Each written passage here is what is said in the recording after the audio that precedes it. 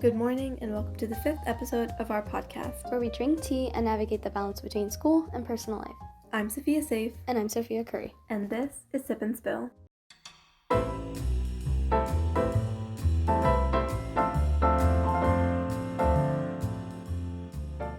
Welcome back to the Tea Journal. The topic we'll be touching on today is self-care and working it into a busy schedule. So I think we can start with micro breaks. Okay, go on. So, micro breaks, I think, fall into, when you're studying, it is, obviously the whole theme here is, a busy life. Right. And, in a busy life, we're like, oh, I just don't have time. When am I going to take the time to sit down?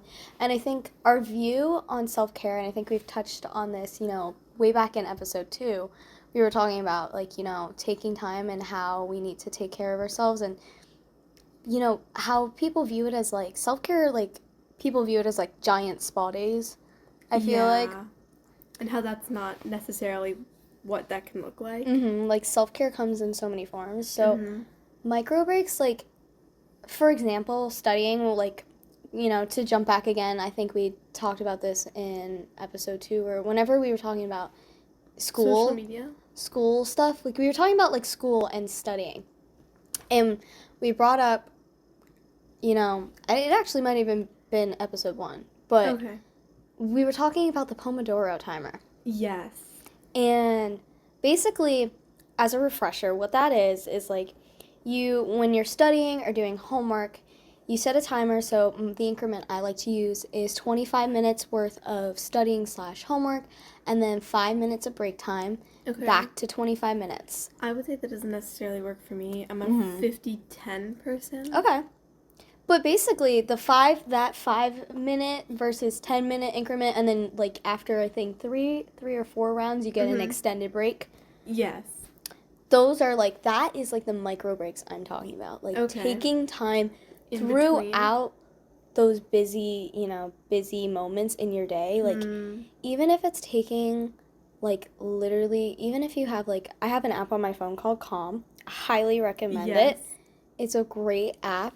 And on that app, it gives you breathing exercises, and so they have several, and basically what it does is it gives you options. So there's focus, there's relax, there's energize, there's rewind, and it's all these different types of breathing mechanisms that I think are really great, and I want to see if I can find some of them. But they were so there's relax, balance, restore, focus, energize, and unwind. I feel like breathing exercises is a hard thing to get into. I feel like yes, I wouldn't necessarily say. I feel like if I'm ever having something like an anxiety attack, right, that would help more. But I feel like in my day-to-day life, I don't find breathing exercises all that helpful, to be honest. Yeah, I think that's a personal choice. I think for my brother, he doesn't like breathing as much. I think for me, it's the way I go about breathing. I'll just take a second to recenter myself, maybe take a few deep breaths, and just think about one singular calm place for me, so I can kind of just reset and be okay, and then maybe drink some water, wherever. I feel like I love to, when I try to recenter myself, I tend to put on music. Me too. And so I don't look at my phone, but I'll lay flat on my back in my bed, or I'll sit down and just plug in and blast music. Yeah. I think, what do you do when you're not home and you can't lie down? I honestly will just put in my headphones, which I carry my headphones everywhere for that reason. Me too. They are attached to me. You can literally ask anybody in my life. And that's, I think, music, personally, for us, is our way of really how we get through our life. Or how we recenter ourselves. And how we recenter. And even as we move throughout the day, it gives us that time to ourselves, which is really important. And being an introvert myself, I know I need to recharge. And this is a way of kind of quickly recharging myself to help for another social situation if I can't get out of it. Yeah. So I think kind of finding those little moments, find that small thing that might work for you. This is definitely something you can do research in. micro breaks and like kind of like even if it's just going to the bathroom, splashing your face with water, Yes. or like taking a step out of class or taking like a step away. Bathroom. Yeah, like I know personally for me, I get really antsy. I cannot sit still for hours on end. Like even now as we record the podcast, like Sophia's watched me like shift like 600 times. 5,000 times, literally. Yeah. I'm just like a very I like to move. I gotta move. So I will take times, of course, depending on the class and what you're doing, like, you gotta pick and choose the time. But I definitely get up and I try to move. Even if I just like get a tissue to blow my nose or put hand sanitizer on. Like I gotta get up. I'm an eating person. Yeah. To recharge, it gets bad at times where I start binging. Yeah, me too. But like right now, in between episodes, I would bring us a snack. Yeah. And I feel like that's my way of like recharging myself, getting myself ready to be able to talk again. Oh yeah. And again, back to the Pomodoro timer, in those 5-10 minute breaks, go to the bathroom, get something to drink, get something to eat, small healthy stuff. Like don't get something too junky. Yeah. And don't go on your phone. Yes. Taking non-phone related breaks is, I think, one of the most important things. Yes, for sure. I agree. And I think for a lot of us now, we depend on our phones for a lot of stuff. Mm-hmm. And like even breaks when you're outside, you'll see people scrolling on their phones. Oh my God. One of the funniest things that I've seen is so I still take the bus home, obviously, because I can't drive, and my parents can't drive me home. I like to look out the window. Yeah. And I can see into the other buses. Some of them have like super tinted with literally every single kid's head down. Down. Yeah. Staring at their phone. I was talking to my mother, and she was talking about how back in the day, school buses were super rowdy. Everyone would get in trouble. Even in elementary school. Yes, exactly. I don't see that anymore because every single person is on their phone. I mean, not gonna lie, the back of my bus is really rowdy and really crazy. And I'm like, what the heck are they doing back there? Bus. But, like, you can tell, like, if there's nobody for you to talk to, everybody's staring at their phone. Yes. And it's so sad. And that was one of the things in my own therapy session I was talking about, because I was talking to my therapist and I was like, I don't know. I go, I'm really sad that I have my phone. I go, I don't know what I can do now, because I'm like, anytime I take a break, it is like I go on my phone and I don't want to do that, but I don't know what to do. And she was like, think back. She goes, before you had a phone, what would you do? What was your relationship with play and all of that? And one of the things that we talked about was getting back into play. And that, as childish as it sounds, is so important, Like, what did you used to do? I used to do coloring books. Yeah. I have so many, and honestly, I really want to get back into that. Coloring books and reading. Yeah. Actually. I used to read all the time, Me and too. now I literally feel like I can't read at all. I agree. I don't have time. I feel like really I don't have time. I feel like rather than reading, I started watching a lot of shows. Yeah, which is better than scrolling, but it's not as good as, But you're reading. staring at a screen, and honestly, reading can really enhance your mind. Like, I think it really helped with developing my vocabulary and helping me grow as a person. Yes. And, it promotes, I loved chapter books when I was little. Like, yes. I was, I loved, like, my mom started me really early on Harry Potter. Mm-hmm. Like, she was like, I think you can read this. I think this is your reading level. Let's start it. And I read it on my own, and one of the things I absolutely loved as a little kid was using my imagination. So one of the things that I loved, and this is why this is a hot take, I don't love the Harry Potter movies. They are very good, but, like, I had a different scene in my head, I had a different view, agree. And I really loved painting the picture in my head. Did you read all the books before watching the movies? I did. Oh, okay, so I don't even think I've watched every movie yet. I would read a book and watch a movie, so the pictures that I started to paint in my head were really similar to the movies. So I feel like that's another difference between them. But getting back onto the getting into play theme, what did you used to do? I had a play kitchen and a doll, like the like a Disney princess like castle. Like it wasn't like one princess, it was like a castle, but it had a bunch of themes combining princesses. So there was like a little ballroom that was Belle. The kitchen was Tiana theme, you know, and then there was like I feel so bad for Ariel. Ariel got the bathroom. Like justice for Ariel. She should have gotten a pool. Or like Agreed. Like the bathroom, come on. Really? Yeah. Speaking of that reminds me of like I used to have Lego sets. I loved playing with Legos. Me too, and I feel like that's another thing that you can do. Yeah. There are a lot of small little Lego packs that are like $10, $15 that you can get, and you can do those in your little breaks. Yeah. Is building Legos. And I know for some people that can be frustrating, and so if that's not for you, that's fine, but I feel like Legos is a great way to take a break. Yeah, and honestly, I think one of the hardest things, I mean, I loved my play kitchen so much. Like, you know, I've said it before, yeah, like, I miss my play kitchen.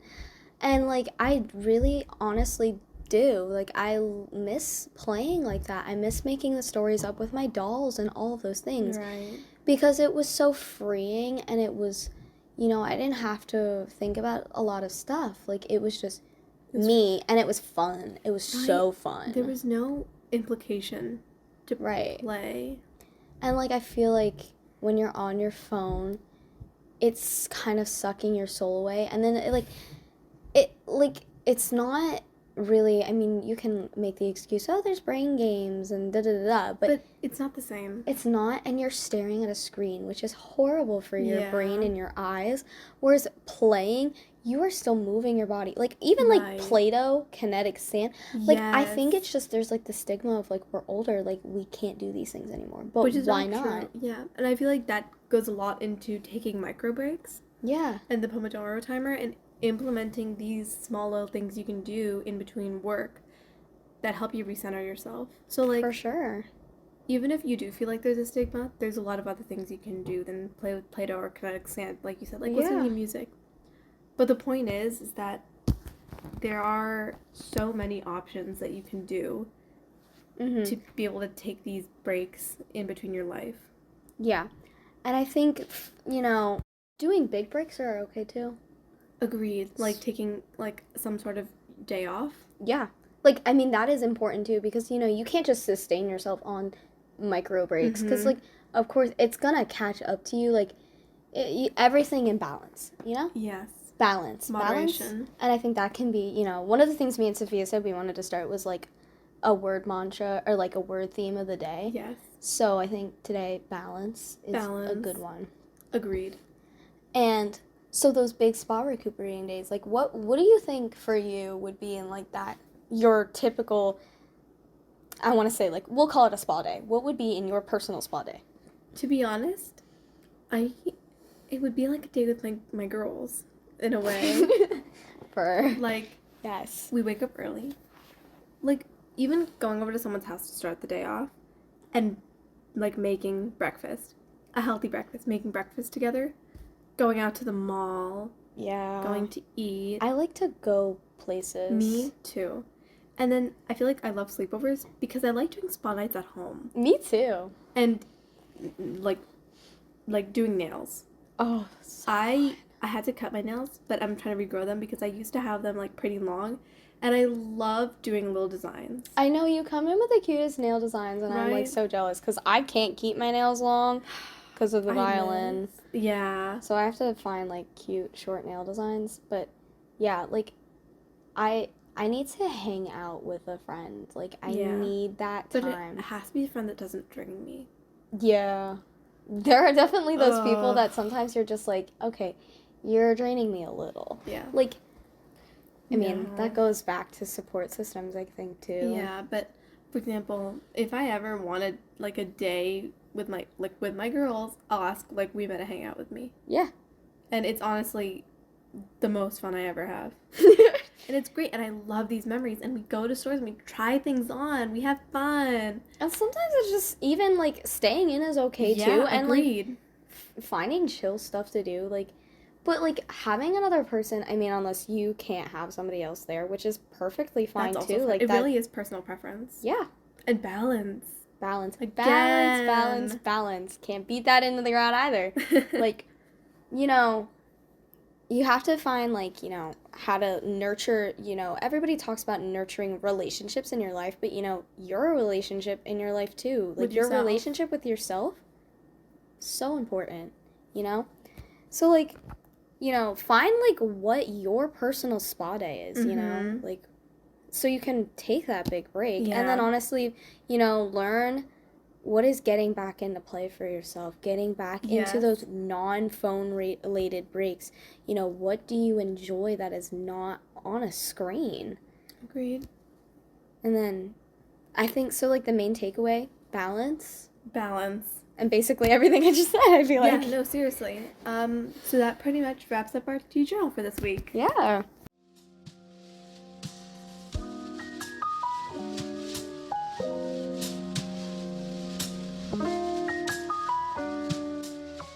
Welcome to Chamomile Corner. To recap, Chamomile Corner is where we'll go through skills to recenter yourself as well as to strengthen your mental health. We'll also discuss different mental health topics. For today, we'll be discussing different methods of self-care.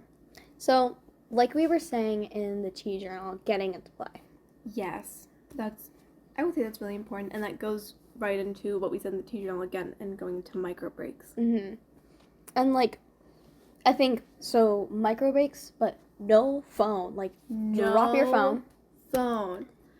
Cleanse yourself of that phone and find a way, to tie it into, the whole Chamomile Corner theme.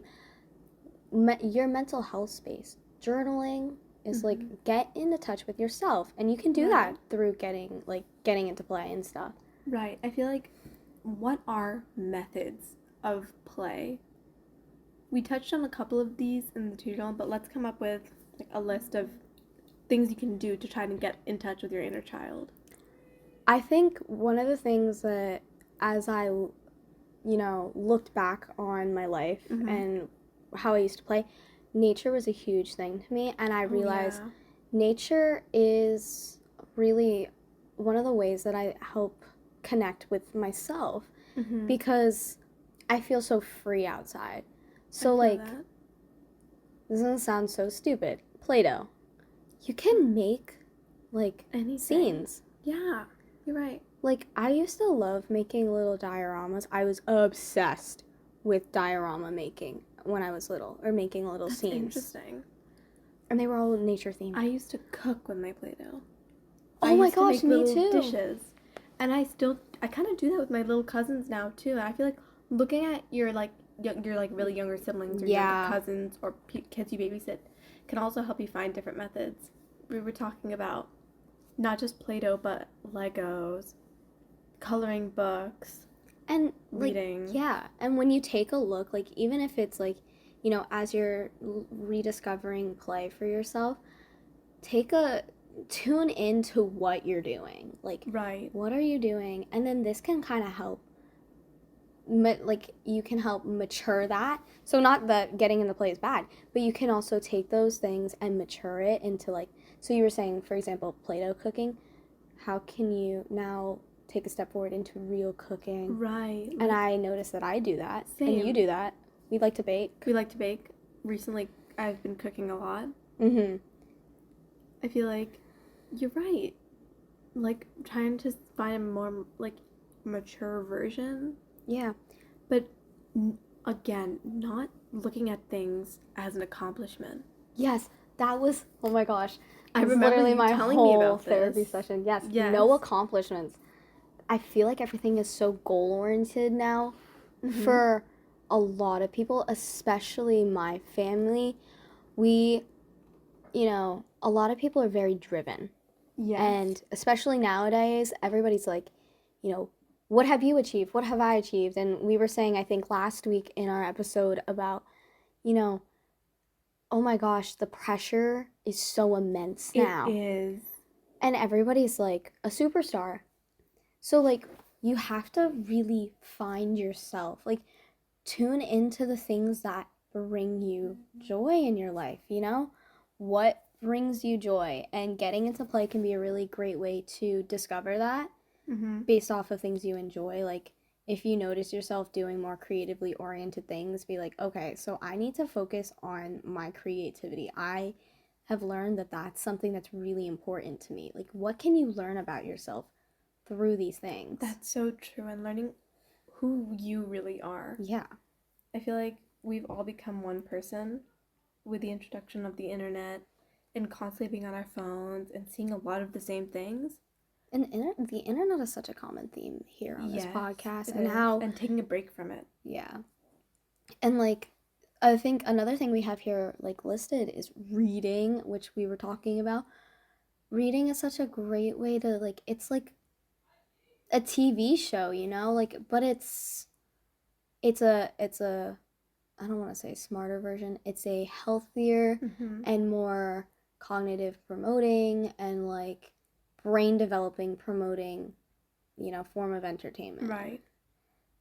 Like, I feel like it's so important to go back to reading because it gives your mind a break from staring at a screen. It gives you time to get lost in something, and it's like, it's fun to go in your own world. And bro, go read a self-help book too. Like, that's great too. Speaking of going into your own world, I feel like you said this before, breathing techniques can also help you get there, or taking like your own mental breaks.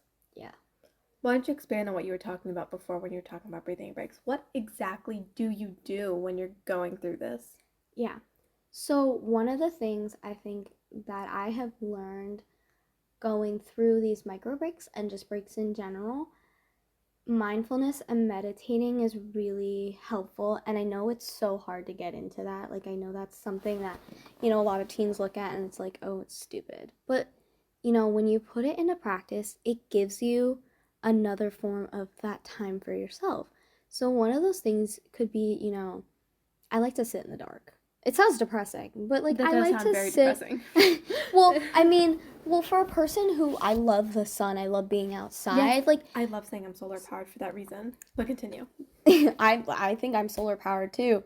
But like, sitting in the dark sometimes, it shuts everything off, and then it's you. And, you know, for some people that's really intimidating, but you can find a way to get comfortable with that. And I think that's sometimes a sign of us being scared of ourselves because we're so focused on everything happening around us that we forget to connect with ourselves. So taking that moment to breathe, you know, close your eyes or don't close your eyes and say, okay, take a deep breath, and then ground yourself. Grounding is a huge thing. Yes. And visualization, like, visualize that place. Everybody says, oh, what's your happy place? And that's really hard to find for some people. And I notice when people ask me, like, what's your happy place? Like, tell me a happy memory. I struggle with that because I think it might partially be indecisiveness, but that, and I feel like my happy place is more people than it is a place. Yes. And that's okay. And so you can focus on that and when you close your eyes, you think of the things that not even necessarily bring you joy, but bring you a sense of peace and like comfort and relaxed. I'm relaxed and I'm okay here, and I feel like, you know, everything's gonna be okay and the world is moving, but let me take a moment to slow down and take it in. And, you know, that's like grounding and visualizing and just finding that place to just like, you know, one of the things that they do in mindfulness is you stop and then you just notice the things around you. Like, notice how your clothes feel on your body, you know. The 5 senses? Yep. Your weight into the floor, the things that you hear, you notice it and you take it in and you're like, oh, okay, I noticed that. Or, you know, you might smell something. Oh, I smell cookies from downstairs. Or, you know, and then you can realize that this sense, I mean, for me, this sense of calm washes over you because it's just like you're taking everything in, but it's not like process, move. Yeah. You're just processing and then just being. You're just being. And you can do that like anywhere. That ties into the micro break. You can take that to just, okay, let me take in what's happening and then I can start moving again, because, you know, overstimulation is real. Yeah. For anybody. So that's, I think, kind of what I meant by like those breathing, like take those, you know, if you feel like you're curious about breathing, explore into different ways that you can breathe to kind of like calm your body. Right. It's so powerful. I feel like if a lot of my noticing and being happens when I'm in the shower. I love showers. You know, specifically everything showers. Yes. Love. I don't love showering because it takes up so much time. Yeah, I can get that. But once I get into it, love. Like literally, my favorite thing is sitting on like my shower floor and letting just the water just like wash over my head. Me too. And this is usually just at like in the beginning and my hair isn't even wet yet and I'm just. But you're there, like you're taking it in. That's like that's another form of mindfulness and taking in what is around you and being. Like that's another way to do it. Like there's so many ways of doing that. Everything showers, like you're really taking care of yourself. You're putting effort into your appearance, but doing it for yourself. I mean, if you're doing it for others, like, I guess that's like okay to a point, but you don't want to get sucked into that because then your life becomes too much about the people around you versus yourself. Am I living for myself? I feel like there has to be balance. Dang. I feel like every time we have like the word, we just feel like dang, or like take a sip of tea. But seriously, balance between living for yourself and having empathy for others. Oh yeah. Like being a people pleaser myself, it took a while for me to learn how to live for myself. Yeah. And being able to say no, again with that balance. Yeah, I think saying no is another form of self-care. It is, so. Right? That is something I'm learning to do as a people pleaser myself. I mean, Sophia's literally watched me learn how to say no to people. Like, even now, like, one of the funniest things that happens currently, I have granola bars at school. Yes, you do. I do not. Okay, like, I don't mind, for the people who are listening who do know me, I don't mind giving out my granola bars. Like, trust me, I do. I love taking care of my friends and whatever. But, like, sometimes there are times where I'm like, no. And I tell them, no, that is mine, give it back. Because, like, I haven't eaten much today. I need that. And, I brought this to school. Yes, I brought this to school to share with the people around me. But this is my food and my family's money. I need to keep this for myself. And I still struggle with saying no. Like, when someone asks for something and I'm like, I'm saving it for a specific purpose. But it's like, for example, a portable charger. Yes. Like, I don't really know how to say no because, like, if someone asks for it, I can't say, like, how do I say no to them without seeming mean, like I'm, like, holding it back or, like... Like, mine. Yeah, like, it's mine, like, you can't use it. Because it's, like, yes, it's like, charged, but, like, I need to keep it. I need to save it for myself. But then they're like, is there any way you could share? And then I'm like, I don't really know. It runs out. Like, and then it's just so awkward. So I feel really bad. And, like, I don't want to lie and be like, it's dead. And then, like, whip it out 2 periods later and be like, charging my phone. Right. Like, no, it's so hard to say no. Either way, that's for another episode. For sure. But saying no, I feel like, is another form of self-care. Yeah. So oh my gosh, please. So basically, I mean, I guess we can, like, list it out, like, getting into play to discover yourself. Phone breaks. Reading. Reading, it could be anything, maybe to escape or maybe to learn more. Yes. And breathing, mental breaks, like that grounding, visualizing, taking a moment to appreciate and, process and accept and be in what is around you. And then everything showers and taking care of your physical and mental health. Yeah, touching back to that, major spa day for yourself. So, okay, that wraps up Chamomile Corner.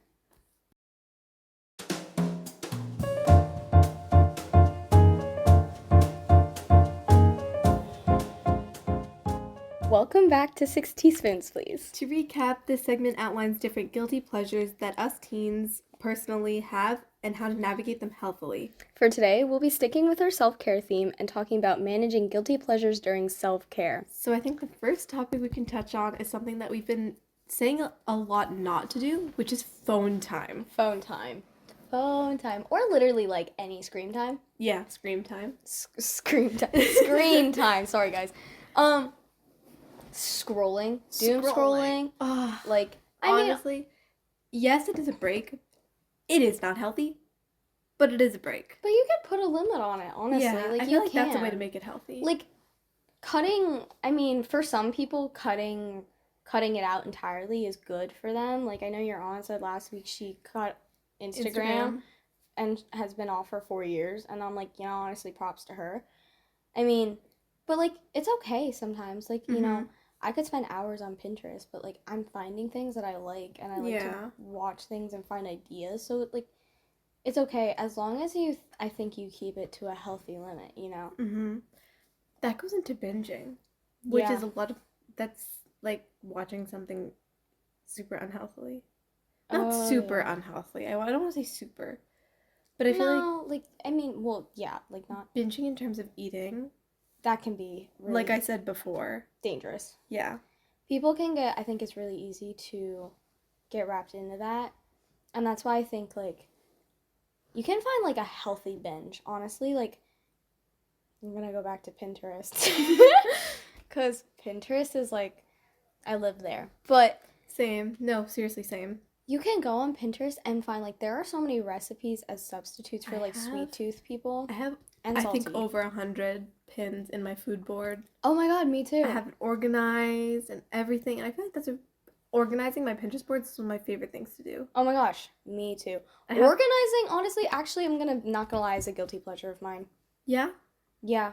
Like, because that can be, like, I mean, I'm kind of odd with that one, because that can stress people out.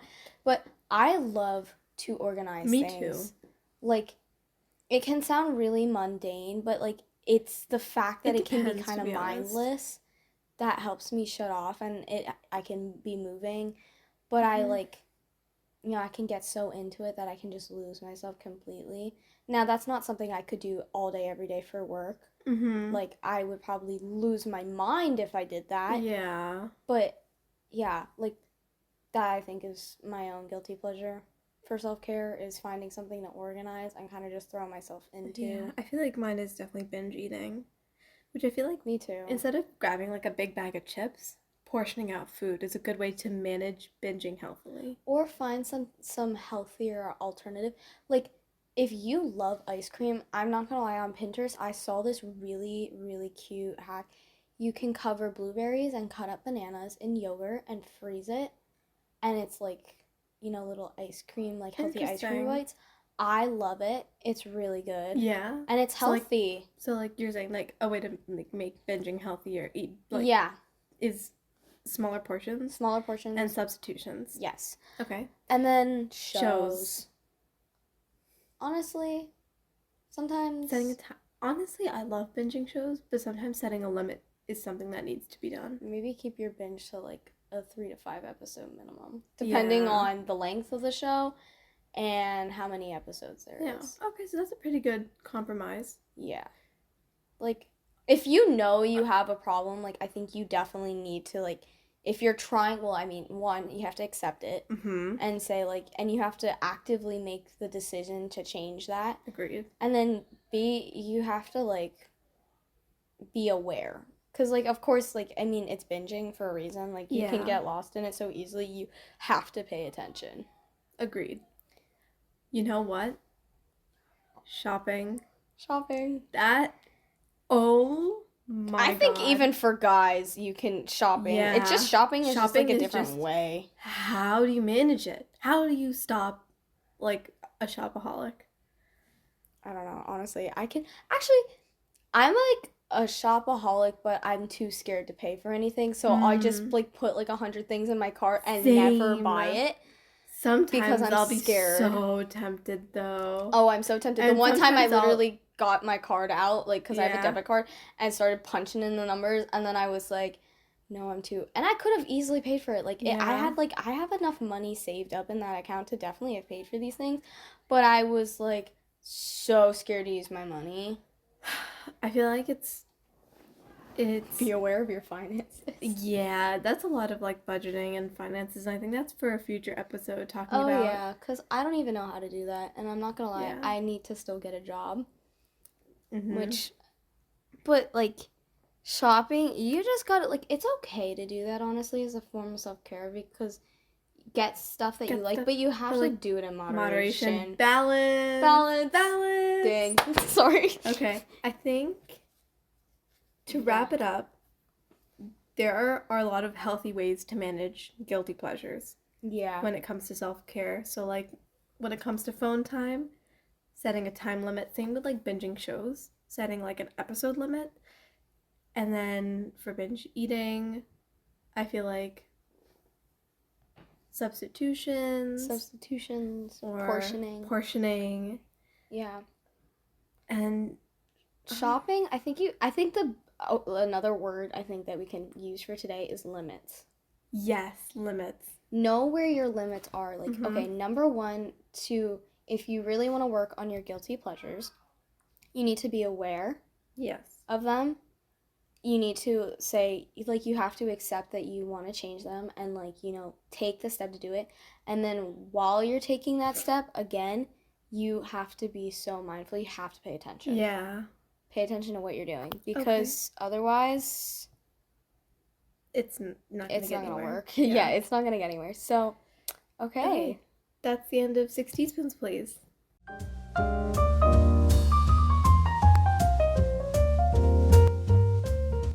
Thank you so much for listening to our 5th episode. I hope you'll join us next week on Sip and Spill.